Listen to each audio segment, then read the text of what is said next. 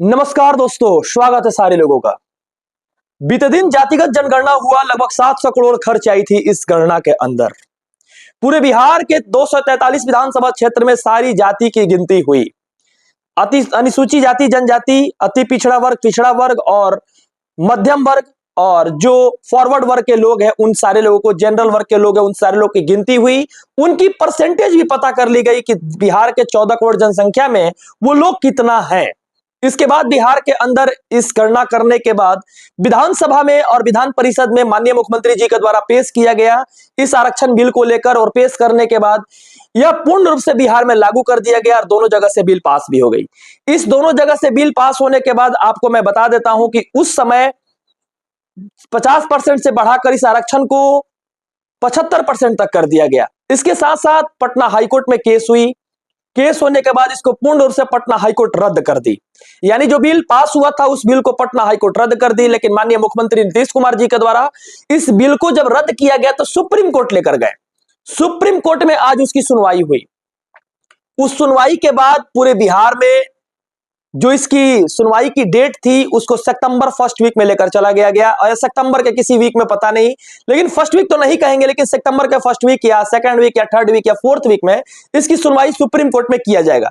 अभी date mention नहीं किया गया है, लेकिन सितंबर में ही इस जातिगत जनगणना की सुनवाई किया जाएगा। और सुप्रीम कोर्ट में ये बिहार सरकार की जो जातिगत आरक्षण है उसको 9वीं अनुसूची में केंद्र सरकार के द्वारा अभी नहीं पारित किया गया है, जिस कारण से पूर्ण रूप से इंप्लीमेंट बिहार में नहीं हुआ है और यह केस सुप्रीम कोर्ट गई है, जिससे बिहार के बीपीएससी बहाली फेज 3 की रिजल्ट पर रोक लग गई।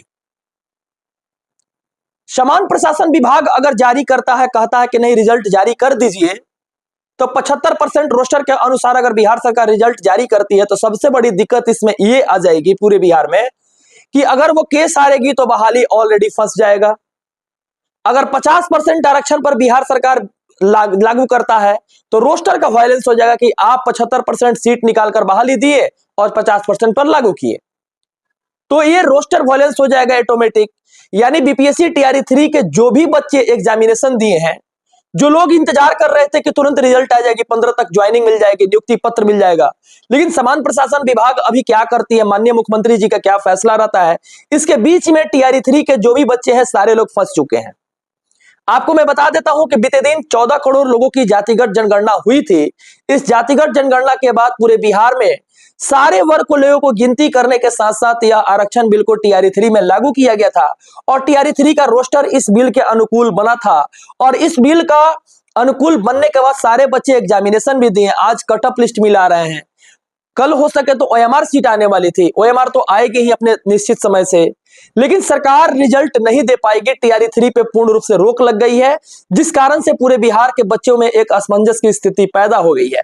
आज बिहार के लोग जो चाह रहे थे कि रिजल्ट आ जाएगी, 14-15 तारीख तक मेरी ज्वाइनिंग हो जाएगी, माननीय मुख्यमंत्री जी गांधी मैदान में बुलाकर फिर से नियुक्ति पत्र देंगे, झंडा फहराएंगे, लेकिन बिहार के बच्चों के साथ बहुत बड़ी नाइंसाफी हुई, क्योंकि बिल्ली को अगर दूध की रखवाली करने के लिए दे दिया जाएगा तो क्या होगा, यह बात आप जानते हैं। जो 14,000 सीट पे सप्लीमेंट्री रिजल्ट की बात हो रही थी टीआरई 2 के बाद, वह सरकार बदलने के साथ साथ 87,000 सीट बढ़ाकर इसी पर एग्जामिनेशन लिया गया था। बिहार के अंदर सारे बच्चों के द्वारा कहा जा रहा था कि सप्लीमेंट्री रिजल्ट आना चाहिए, आना चाहिए, आना चाहिए।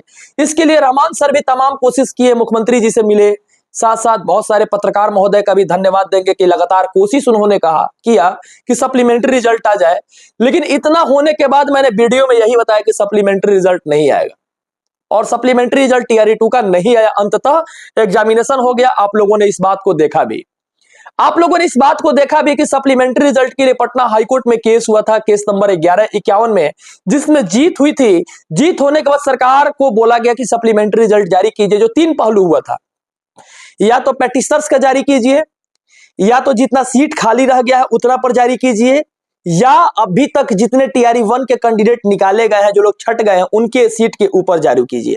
उसके बाद माननीय शिक्षा मंत्री जी ये बात बोले आरक्षण का कि सारे जिला में 82 नंबर से लेकर 90 नंबर के बीच में जो लोग लड़कियां आई हैं उनको आरक्षण का लाभ नहीं दिया जाएगा, उनको निकाल कर उनके सीट पर जारी कीजिए।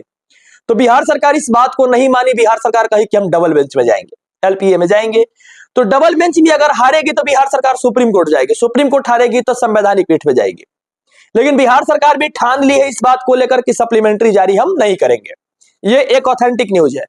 दूसरी न्यूज की कुछ लोगों द्वारा कहा जाता है कमेंट बॉक्स में कि सर ना रद्द हुआ, ना बीएड बाहर निकला, ना एनएवएस बाहर निकला, है ना कमेंट। इंतजार कीजिए, इंतजार कीजिए, इंतजार का फल मीठा होता है। जो कॉन्टेम्प्ट बीएड के था वो कॉन्टेम्प्ट का भी डेट नहीं मिला है। जो कॉन्टेम्प्ट की सुनवाई हो जाएगी, ऑलरेडी इसका तो गया से लेटर निकला था। आगे भी कुछ लोग कहेंगे कि केस का क्लैरिफिकेशन आया है, तो इस केस का क्लैरिफिकेशन वहां पर ना आएगा जहां पर सब्जेक्ट टू फाइनल आउटकम से अपॉइंटमेंट में नहीं हो। बीएड का तो यहां पर है, तो जो डाटा है उस डाटा को हम बताते हैं, हम एक न्यूज देते हैं। बीएड निकल जाएगा नहीं निकलेगा उस पीआरटी से हमको क्या मतलब, तो बीएड किए थे। हम न्यूज देते हैं आप लोगों को। एनआईएस कैंडिडेट को तो लोकसभा निकाल दिया। अब पता नहीं रिव्यू में गए हैं बच्चे, बहुत मेहनत किए हैं, देखिए क्या होता है रिव्यू का।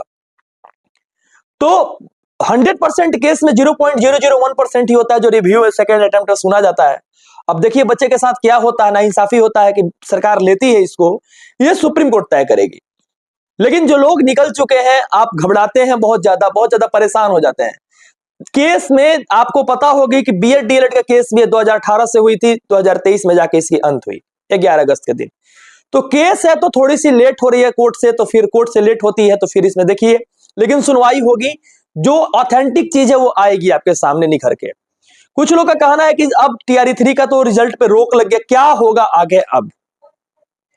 तो मैं बता देता हूं कि आगे का जो प्रोसेस है उस प्रोसेस के अनुसार आपको काम करनी होगी। आप अपनी पढ़ाई लगातार जारी रखिए, क्योंकि सारी बहाली इससे प्रभावित पड़ चुकी है और सरकार चाहे तो न्यू रोस्टर बनाकर फिर से बहाली ले सकती है। तो जो टीआरई 4 के स्टूडेंट है और किसी कैंडिडेट है तो उस पर पढ़ाई आप लोग जारी रखिए और आने वाले समय के लिए आप लोग तैयारी में लगे रहिए। इसके साथ साथ कब क्या होगा, जैसे जैसे सुनवाई होगा तैसे तैसे होगा। जज साहब के फैसला के इंप्लीमेंटेशन के बाद ही कुछ होगा।